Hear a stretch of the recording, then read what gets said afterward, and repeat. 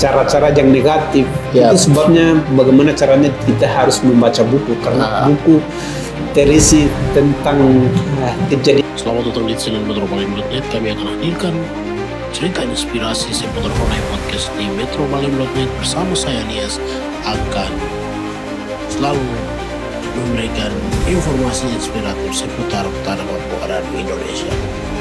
Ini dia ceritanya. metrobalim.net.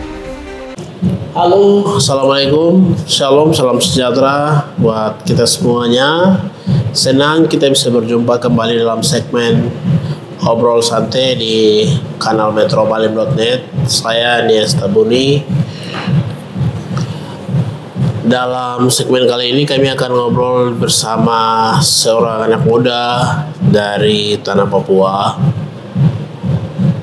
dari Provinsi Papua Pegunungan, dari bagian selatan, Yahukimo. Sudah ada di samping saya Amos Kobak. Bro Amos Kobak adalah pencinta literasi, pencinta buku. Dia punya aktivitas sehari-hari, harinya sambil kuliah S2. Hari ini dia juga berbicara literasi untuk kemajuan bangsa dan negara kita ini. Baik pemirsa, langsung saja kita akan kenalan sama sosok anak muda Saudara Amos Kobak yang sudah hadir bersama kami di sini. Bung Amos, apa kabar? Selamat malam. Kubi waktu Papua. Waktu Papua. Hai, wah. Selamat malam, selamat pagi, selamat sore, pemirsa dimanapun kalian berada. Saya luruskan sedikit karena yang nonton ini tidak batasi waktu. Bisa pagi, bisa malam, bisa sore, bisa siang. Iya, betul. Jadi kami menyapa kalian. Kami senang kalian bisa mendengarkan obrolan kita ini, cerita kita ini. Saya sama Bung Amos, kita akan cerita tentang dunia sastra di tanah Papua dan juga literasi. Pentingnya literasi untuk tanah Papua.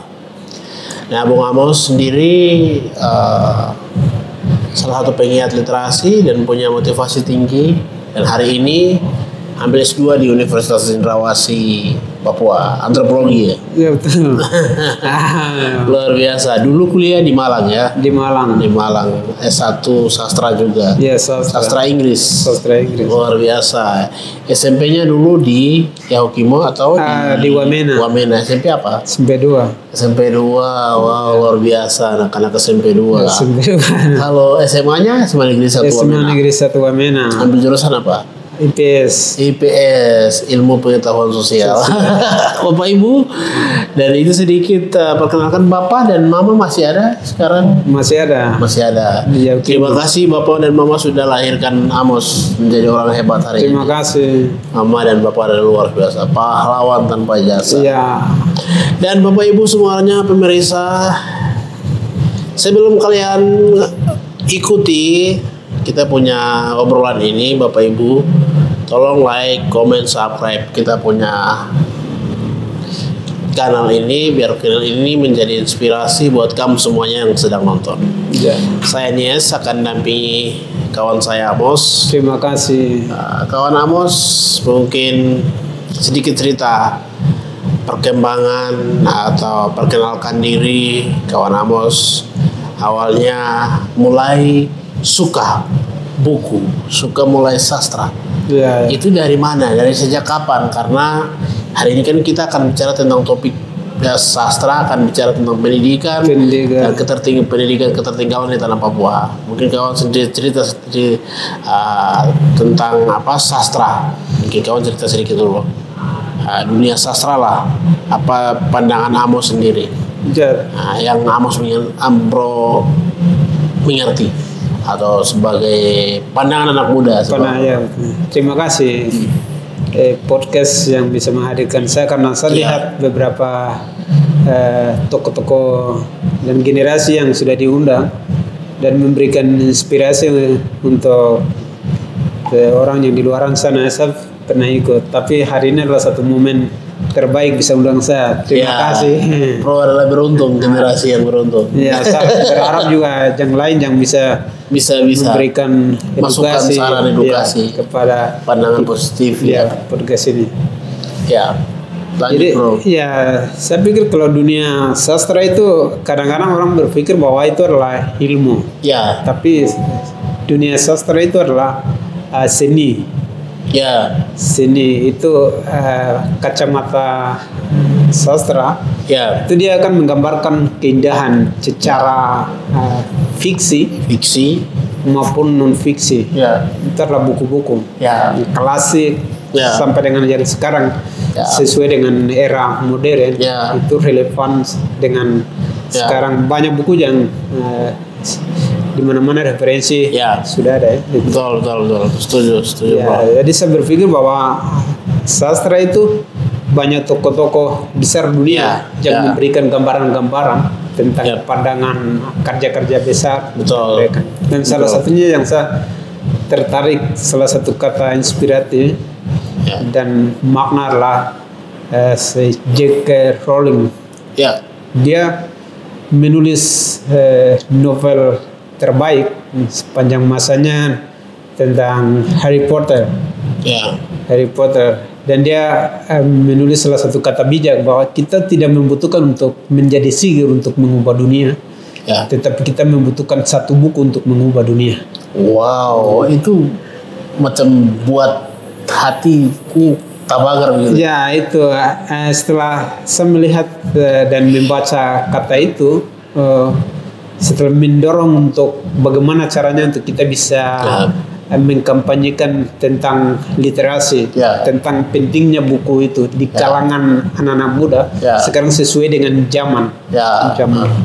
Karena banyak perkembangan yang mempengaruhi era karakter kita terbentuk dengan cara-cara yang negatif. Itu sebabnya bagaimana caranya kita harus membaca buku, karena buku terisi tentang kejadian-kejadian, peristiwa-peristiwa yang telah terjadi, sedang, dan yang akan terjadi hanya di dalam buku. Karena di dalam itu ada tentang kajian, data-data, semua ada di dalam itu. Nah, itu sebabnya pentingnya baca buku adalah di situ. Tapi di dalam itu di dunia sastra itu ada banyak perspektif yang kita bisa lihat ya. Yang pertama adalah fiksi, buku-buku fiksi itu. Karena kadang-kadang juga kita beli buku sembarang-sembarang masih belum bisa kita menginspirasikan ketika kita dibaca itu. Sebabnya yang pertama itu buku-buku fiksi. Buku fiksi itu dia memberikan satu gambaran atau secara emosional. Tapi juga buku fiksi itu kadang-kadang orang yang mengimajinasi sesuatu itu dia bisa menggambarkan di dalam sebuah buku itu. Kadang kemarahan seseorang bisa menggambarkan di dalam satu buku, dan itu menjadi salah satu novel terbaik. Kebahagiaan seseorang bisa menggambarkan di dalam satu novel, dan itu menjadi inspirasi untuk generasi. Jadi keberhasilan, kegagalan, semua itu bisa menggambarkan di dalam buku, dan itu yang disebut dengan novel, cerpen, dan itu bisa. Dan memang di dalam buku-buku klasik itu kadang-kadang juga ada yang fakta, tapi ada yang khayalan atau menghajar sesuatu. Tapi dia tidak berdasarkan dengan kejadian. Tapi ada yang kejadian bisa. Nah, kemudian buku-buku non fiksi itu adalah memang kejadian-kejadian yang benar-benar sesuatu yang terjadi. Kita lihat buku-buku politik, buku-buku ekonomi, buku-buku semuanya itu beberapa bagian buku-buku non fiksi itu adalah dia menggambarkan tokoh-tokoh besar sepanjang masanya di dalam sebuah buku itu sesuai dengan rekam jejak mereka di dalam sebuah buku, dan itu adalah kenyataan, itu adalah sesuatu yang terjadi, peristiwa yang terjadi. Dan itu sebabnya mengapa kita bisa membaca buku yang non fiksi itu juga sangat penting, karena itu akan memberikan kita untuk gambaran, dan kita bisa memperbandingkan antara kepemimpinan seseorang dengan kita. Kadang-kadang juga buku bisa memberikan kita visi. Bagaimana untuk kita bisa melakukan sesuatu. Orang bisa mengambil keputusan yang tepat, bagaimana caranya. Bagaimana kita bisa mempertahankan argumen, bagaimana kita bisa menggambarkan sesuatu secara intelektual, bagaimana kita bisa mengkritisi sesuatu situasi yang terjadi. Itu dasarnya, referensinya, sumbernya adalah berdasarkan dengan buku. Itu menjadi salah satu keputusan yang mutlak berdasarkan dengan buku. Tapi tanpa buku itu akan menjadi salah satu kata-kata, salah satu konsep tanpa data tidak akan pernah kuat. Wow, luar biasa sekali. Saya pikir ada di mimbar. Ini juga Pendeta Amos. Bapak Ibu, ini calon pastor muda yang sedang dipersiapkan oleh dalam podcast ini. Jadi minum dulu bro, sadanya. Ini jadi Bapak Ibu, ini anak muda yang luar biasa. Jangan lupa minum air di setiap aktivitas. Bapak Ibu tahu, sedikit menceritakan, kami ada di tentang kopi di Jayapura. Kalian boleh nongkrong sini. Kita kembali lagi ke laptop. Pembicaraan tentang mengenai sastra dunia. Jadi tadi Amos sudah pendahuluan sedikit tentang sastra dunia. Kita kembali ke konteks Papua ini, cerita dari Papua. Tapi apa yang membedakan orang-orang luar Papua dengan kami? Terus kita punya budaya ini kan, banyak orang tidak punya budaya membaca. Dari sebagai Amos sendiri melihat bagaimana, apa saja yang harus dilakukan agar anak muda Papua ini mau membaca. Ya, sebagai orang terdidik, apa saja yang mau dikasih tahu kepada adik-adik ini? Ya, pertama saya respect dan hormat kepada kawan-kawan yang bergerak di dunia literasi yang mengkampanyekan pentingnya baca buku, yang selalu mensosialisasikan, menceringkan tulisan-tulisan, bahkan juga menolong melalui buku di pedalaman-pedalaman. Itu orang-orang yang peduli tentang generasi. Bahkan juga mereka memberikan komentar-komentar tentang buku. Banyak yang saya lihat juga. Ada yang hadir di podcast termasuk podcast Nies di Metro Bali. Ya, itu saya lihat banyak yang. Iya, betul. Ada orang-orang yang bergerak di literasi, banyak yang menginspirasi untuk generasi yang lain. Wow, terima kasih bro. Saya melihat untuk perbedaan antara Papua dan di luar Papua Kalau di dunia barat di sana kalau mahasiswa dia akan membaca per tahun hampir 1.000 lebih, dia bisa membaca buku. Dan dia mengkoleksi buku seolah-olah itu adalah milik perpustakaan. Sementara itu adalah salah satu perpustakaan mini yang milik dia. Buku-buku yang selama yang dia beli dan yang dia baca itu menjadikan sebagai salah satu perpustakaan mini milik dia. Dan itu menjadi salah satu inspirasi. Mengapa dunia barat itu selalu maju? Karena dasarnya adalah buku. Kemudian kita di bagian Jawa sana, di Jawa itu memang maju. Jadi di perpustakaan pasti ada perpustakaan. Kemudian buku-buku juga per tahun itu banyak yang dicetak. Beda dengan di Papua. Kalau di Papua sini kita melihat standar kampus terbesar di sini paling di Jayapura ini di Uncen. Saya belum pernah mengunjungi perpustakaan milik Uncen. Dan perpustakaan masih minimnya buku. Mengapa mereka masih belum mempersiapkan, memfasilitasi untuk mahasiswa? Padahal per tahun yang mahasiswa dia akan masuk berapa ribu mahasiswa, maka per tahun itu juga bukunya harus di atas daripada mahasiswa itu akan masuk supaya pemahaman mereka, wawasan luas. Betul, setuju. Dan itu adalah salah satunya supaya berharap buku-buku yang lebih banyak untuk memfasilitasi untuk mahasiswa. Kemudian yang kedua itu di Papua ini karena situasinya, karena kondisi ini yang membuat sampai perpustakaan mini yang di bandara, di kafe, di tempat-tempat umum keramaian masih belum ada. Itu sebabnya pemerintah harus sebenarnya bertanggung jawab dengan sebenarnya pemerintah bertanggung jawab untuk mempersiapkan perpustakaan mini untuk generasi. Karena generasi adalah penerus bangsa dan negara. Tongkat stafet. Betul. Karena besok mereka yang punya masa untuk memimpin bangsa. Betul. Setuju.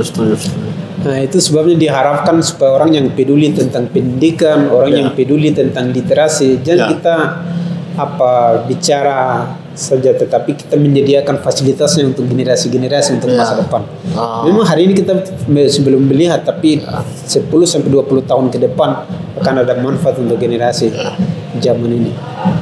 Wow, luar biasa. Dengar-dengar BDW ini di home base-nya Om Amos atau kawan Amos ini kan saya dengar ada perpustakaan mini ya. Apa yang memotivasi Amos ada perpustakaan mini di rumah?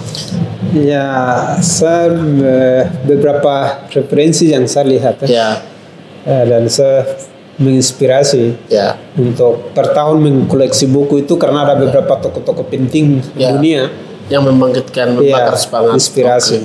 Oke. Sederetan standar Barack Obama, presiden yang ke-44, dia bisa mengkoleksi buku setahun itu 1000 lebih.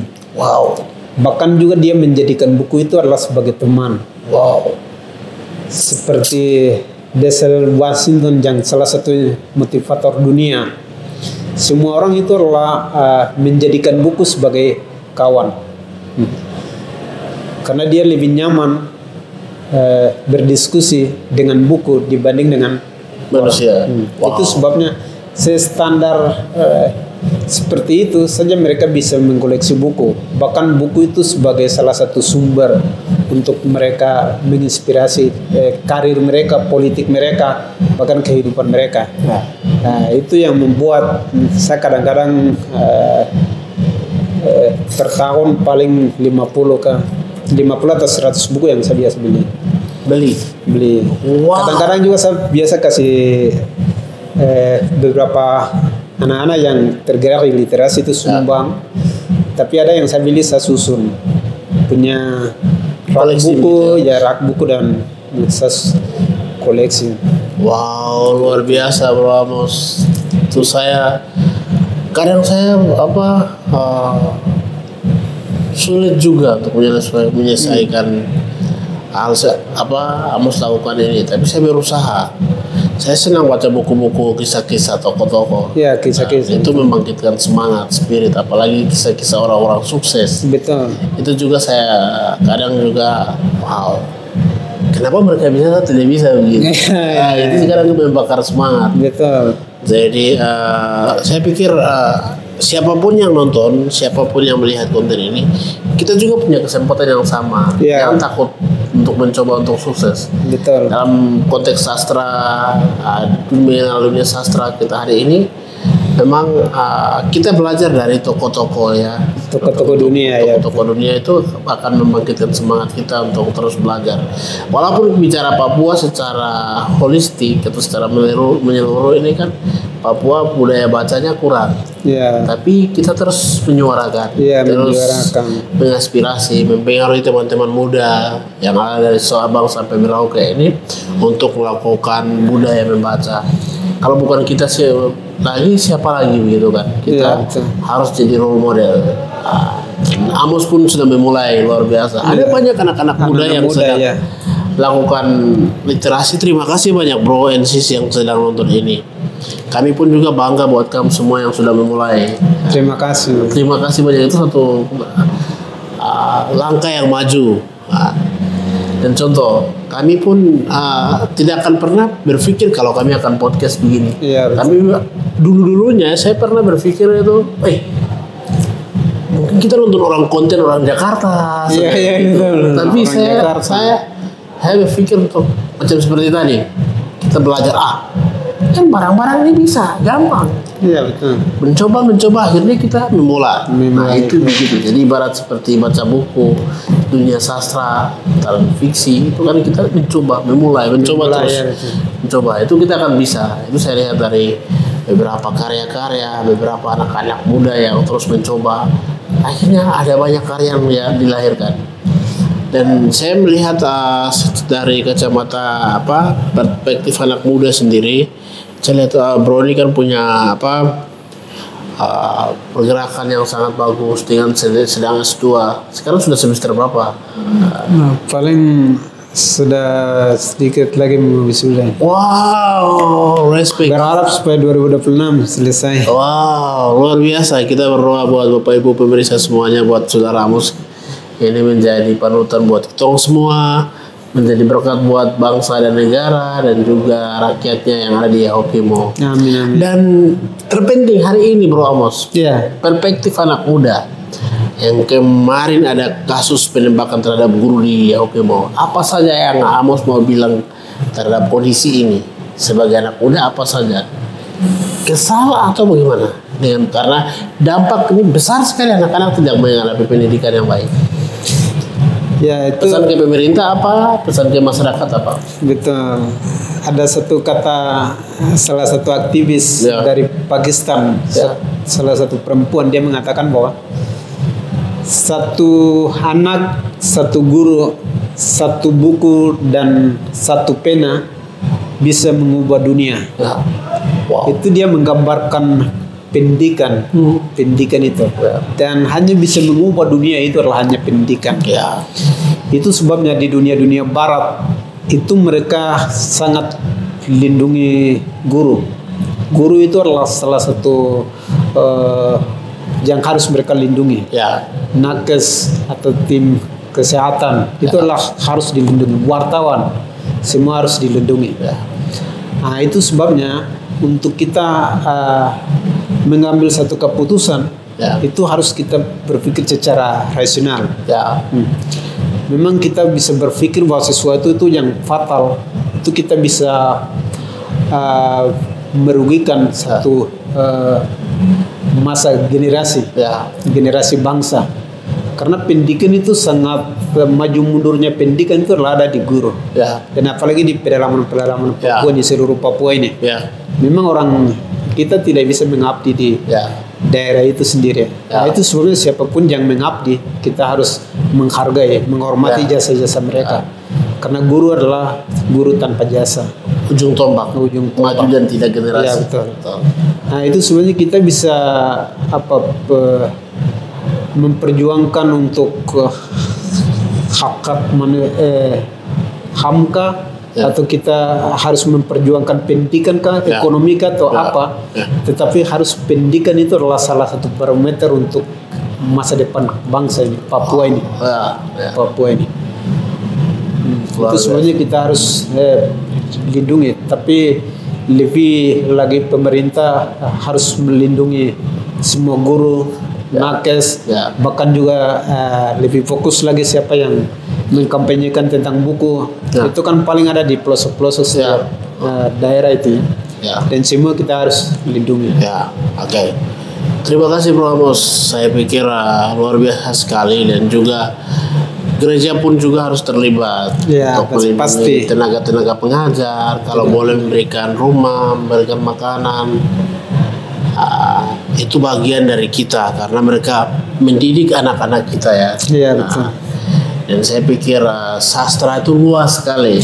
Sastra luas sekali karena memang di ilmu-ilmu lain pasti dia akan ada batas-batasnya.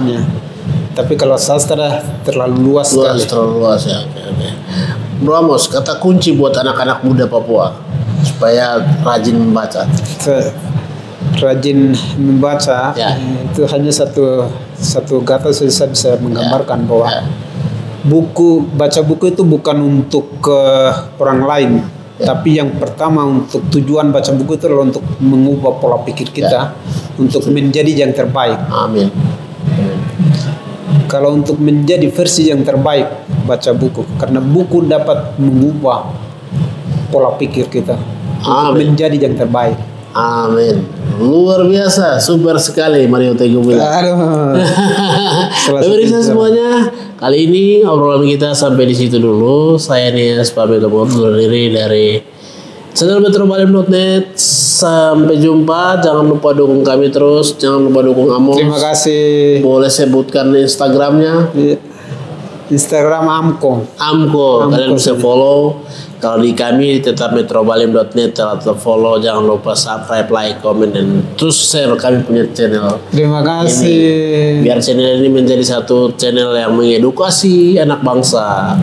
Salam kami, salam hangat dari Indonesia tanah Papua buat kamu semuanya yang sedang nonton. Peace love.